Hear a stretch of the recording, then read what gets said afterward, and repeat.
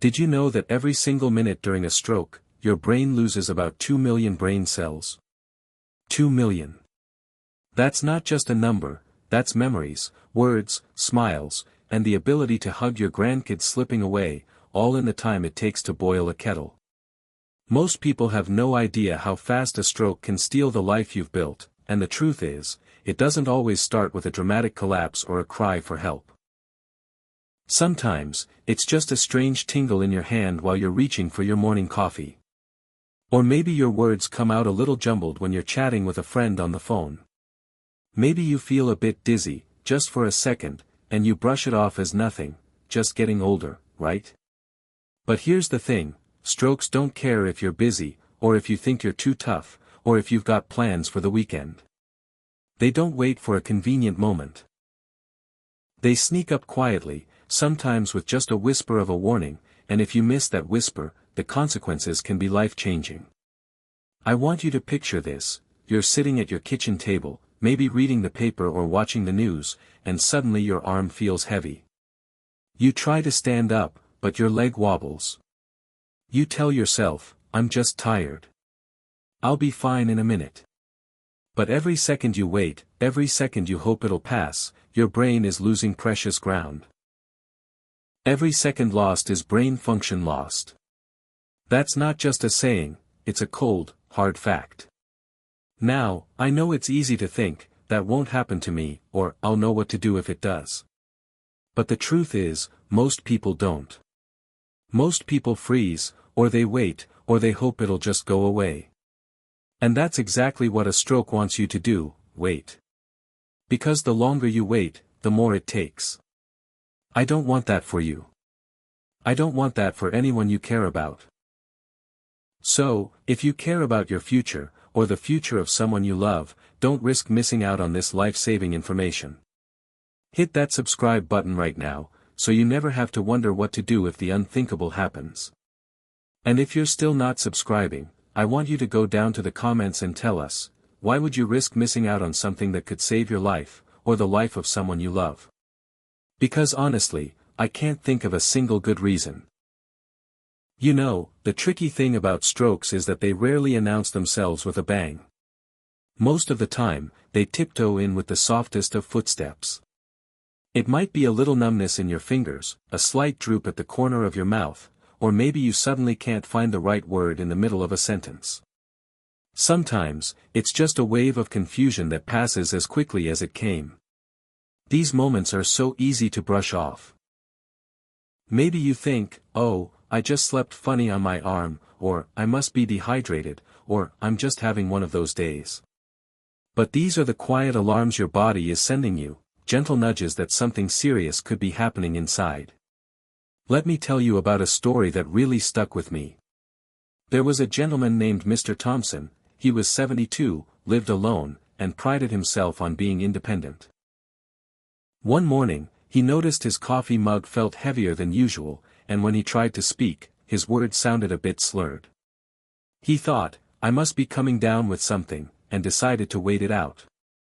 He even went about his day, made breakfast, and called his daughter, but didn't mention anything. Hours later, when his daughter stopped by, she noticed his face looked uneven and he was struggling to move his right side. She called for help immediately. The doctor said if he'd come in right away, the damage could have been much less. He survived, but he had to relearn how to walk and talk. The twist? His neighbor, Mrs. Green, had a similar experience just a week before. But she remembered hearing about stroke symptoms on a show like this one. The moment her hand went numb, she called 911.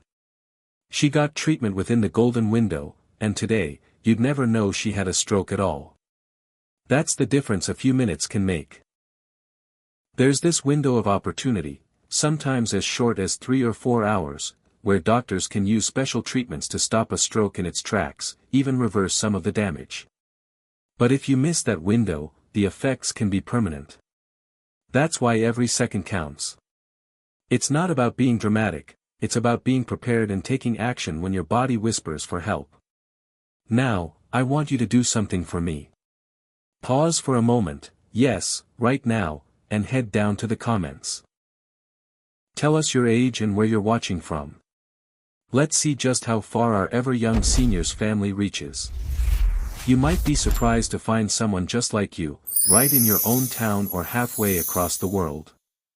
And while you're there, I want you to think about this. Have you or someone you know ever ignored a strange symptom? Maybe it was a tingle, a bit of dizziness, or a word that just wouldn't come out right. What happened? Did it pass, or did it turn out to be something more? Share your story in the comments. We read every single one, and your experience could be the wake-up call someone else needs. You never know who you might help just by speaking up. Now, let's take a moment to really understand what's happening inside your head when a stroke strikes. Picture your brain as the control room of your entire life. Every memory, every movement, every word you speak, every smile you share, it all starts up there. Now imagine, just for a second, that someone flips the main switch in that control room. Suddenly, the lights start to flicker. Some screens go dark. The messages that used to zip around with perfect timing start to slow down, or worse, they stop altogether. That's what a stroke does. It's like a sudden power outage in your brain's control center. The signals that tell your hand to grip a cup, or your mouth to form a word, or your eyes to focus on a loved one, they get lost in the dark. And here's the part that most people don't realize: every single minute that passes during a stroke, your brain loses about 2 million brain cells. 2 million. That's not just a number on a chart. That's the difference between remembering your wedding day and struggling to recognize your own reflection. That's the difference between walking across the room to hug your grandchild and being trapped in a body that won't listen. The damage isn't just physical. It's your independence, your stories, your laughter, your very sense of self, slipping away with every tick of the clock. It's a harsh truth, but it's one you need to hear. Because when you know what's at stake, you're more likely to act. And acting fast is the only way to keep the lights on in that control room. The sooner you recognize the signs and get help, the more of yourself you can save. It's not about scaring you, it's about empowering you. You deserve to know exactly what's happening, so you can fight back with everything you've got. And listen, if you're still watching but haven't subscribed yet, I want you to really think about something. Would you want your loved ones to miss this? Would you want them to be in the dark, not knowing what to do if a stroke hits? If you care about them, if you care about yourself, don't wait.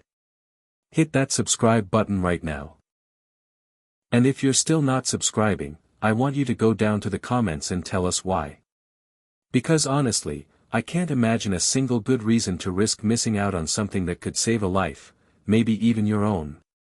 Alright, let's dive right into the heart of what you need to do, the 2-minute action plan that could make all the difference. This isn't just the usual advice you've heard 100 times. These are steps backed by the latest research, tips that experts around the world are now recommending, and a few things most people overlook. So, listen closely, because these next 2 minutes could be the most important of your life. Step 1, immediate safety, but with a twist. The very first thing you need to do is make yourself safe, but not just by sitting down. Here's something new: if you feel any sudden weakness, numbness, or confusion, don't just sit. Get yourself to the safest, most visible spot in your home. Why? Because paramedics say that finding someone quickly can shave precious minutes off response time. If you're near a window or a door, stay there. If you're alone, unlock your front door if you can do it safely. That way, help can reach you without delay. Quick fact: in a recent study, emergency teams reached patients up to 4 minutes faster when doors were unlocked and patients were visible from the entrance. Step 2. Optimize blood flow, forget the old myths. You might have heard to sit upright or even put your head between your knees. But new international guidelines say, lie flat on your back, and if possible, elevate your legs about a foot. This helps your heart pump blood to your brain with less effort. Don't use a pillow, keep your head level with your body. Quick fact: lying flat can increase blood flow to the brain by up to 17% in the first few minutes, according to a 2023 Neurology review. Step 3. Breathing in oxygen. Try the 3-3-6 pattern. Now, focus on your breathing. Here's a new pattern. Breathe in through your nose for 3 seconds, hold for 3, and breathe out slowly through your mouth for 6. This helps keep your oxygen steady and calms your nervous system, which can actually help protect your brain cells during a stroke. Quick fact: controlled breathing can lower your stress hormones and stabilize your blood pressure within 90 seconds, based on recent clinical trials. Step 4. Communication. Use tech or a code word. If you can speak, call 911 or your local emergency number right away. But here's something most people miss. If you have a smartphone, use the emergency SOS feature. It can alert your contacts and send your location automatically. If you live with someone, have a code word you both know, like red apple, so they know instantly it's an emergency, even if you can't say much. Quick fact: using a phone's emergency feature can cut down the time it takes to get help by up to 30%, according to a 2022 Tech Health survey. Step 5. Time awareness. Lock it in. Doctors need to know exactly when your symptoms started. Here's a trick: say the time out loud 3 times, and then set a timer or alarm on your phone. If you can, write it down or text it to someone. Repeating it out loud helps your brain remember, even if things get fuzzy. Quick fact: patients who could give an exact time for symptom onset were 50% more likely to receive life-saving treatment, according to a major stroke registry. Now, before we move on, let's take a quick pause. If you've learned something new so far, smash that like button. And if you're not subscribed, what's holding you back? Drop your reason in the comments. Don't keep it to yourself. This is your chance to be part of a community that looks out for each other, and you never know who you might help just by sharing your thoughts. Now, just as important as knowing what to do, is knowing what not to do. Is far more important because in those first moments, the wrong move can make things much worse. Enjoy the process. So let's talk about the most common mistakes people make when a stroke hits, and why you should avoid them at all costs. First, and this is a big one, don't wait to see if the symptoms go away. I know it's tempting. Maybe you think, I'll just give it a few minutes, maybe I'm just tired, maybe it's nothing. But strokes don't wait, and neither should you. Every minute you hesitate, your brain is losing more cells, and your chances of a full recovery are slipping away. In fact, studies show that people who delay getting help, even by just an hour, are twice as likely to have long-term disabilities. Second, never try to drive yourself to the hospital. I get it, you might feel like you're saving time, or you don't want to bother anyone. But driving while you're having a stroke is incredibly dangerous. Your coordination, your vision, even your ability to think clearly can be gone in an instant. You could hurt yourself or someone else on the road. Always call for emergency help, let the professionals come to you. Third, don't take aspirin or any other medication unless a doctor tells you to. A lot of folks have heard that aspirin can help with heart attacks, and they think it's the same for strokes. But here's the thing, not all strokes are caused by clots. Some are caused by bleeding in the brain, and taking aspirin in that case can make things much worse. Only a doctor can tell the difference, so don't risk it. And finally, don't downplay your symptoms or try to tough it out. This isn't the time to be stoic or worry about being a bother. Your health, your independence, your life, they're all on the line. Speak up, ask for help, and don't let embarrassment or pride get in the way. Let me share a quick fact: people who wait more than 3 hours to get help are almost 4 times more likely to end up with serious, permanent disabilities. That's not just a number, that's someone's ability to walk, talk, or live on their own. Now, I want you to really think about this. Imagine if someone you love made these mistakes because you didn't share this video with them. Imagine if they waited, or tried to drive, or took the wrong medicine, and it cost them their independence, or worse. Subscribe now, or tell us in the comments why you'd risk it. Because when it comes to strokes, sharing this knowledge could be the difference between life and loss.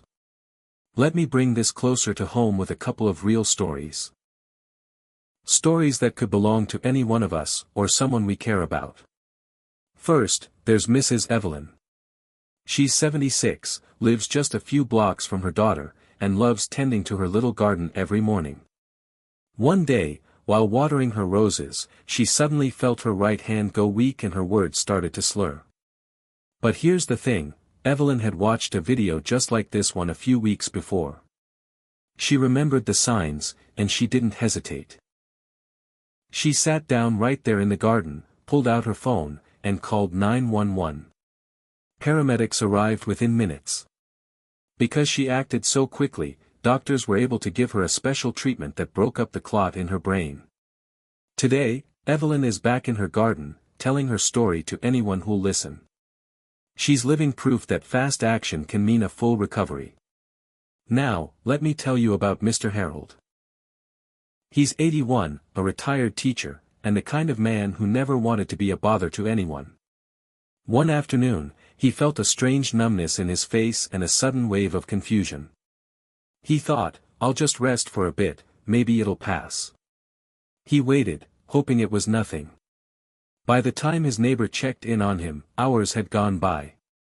The doctors did everything they could, but the window for the most effective treatment had closed. Harold survived, but he lost much of his ability to speak and needed help with even the simplest tasks. He often told his family, I wish I'd called for help right away. The difference between Evelyn and Harold wasn't luck, it was action. One recognized the signs and reached out immediately. The other waited, hoping for the best. The outcomes couldn't have been more different.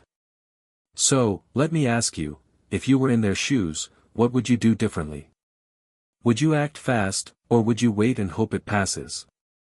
Take a moment to reflect, and if you feel comfortable, share your thoughts or your own story in the comments. We read every comment. Your experience matters, and you never know who you might help by speaking up. Now, let's talk about something that's just as important as knowing what to do in the moment, a little thing I like to call the power of preparedness. Because the truth is, being ready before anything ever happens can make all the difference when seconds count.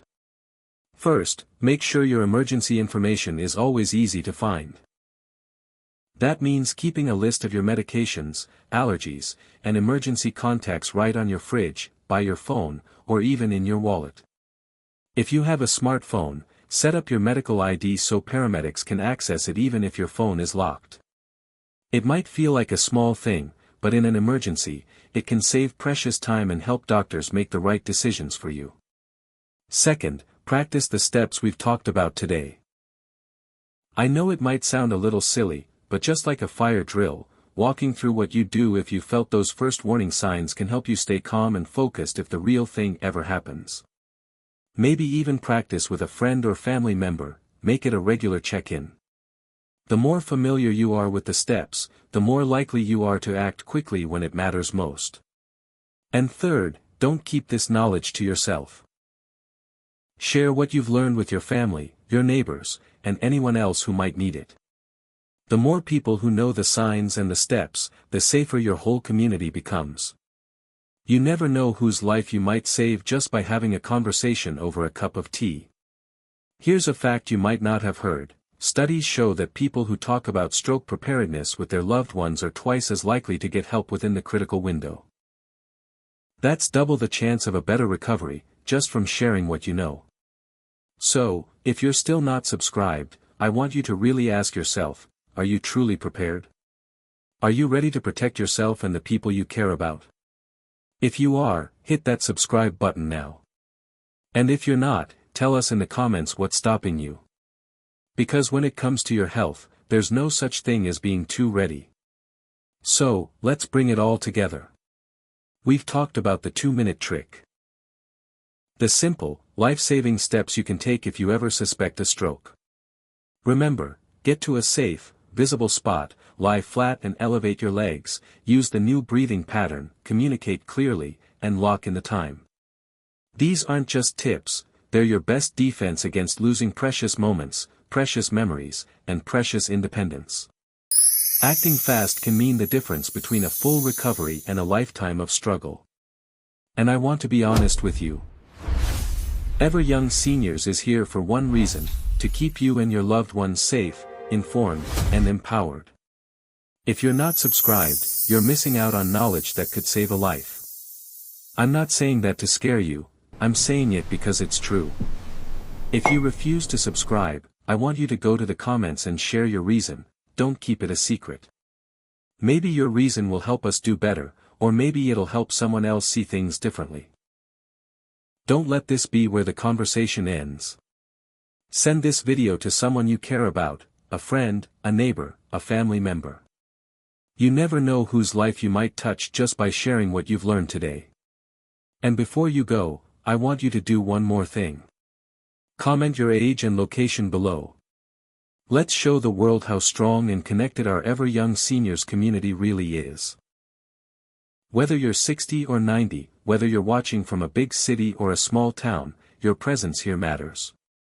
Now, take a moment to reflect. What's one thing you'll do differently after watching this video? Maybe you'll practice the steps, maybe you'll talk to your family, or maybe you'll just pay a little more attention to those subtle signs. Whatever it is, I want to hear about it. We read every single comment. Your voice matters to us at Ever Young Seniors. You're not alone on this journey, and together, we can make a real difference.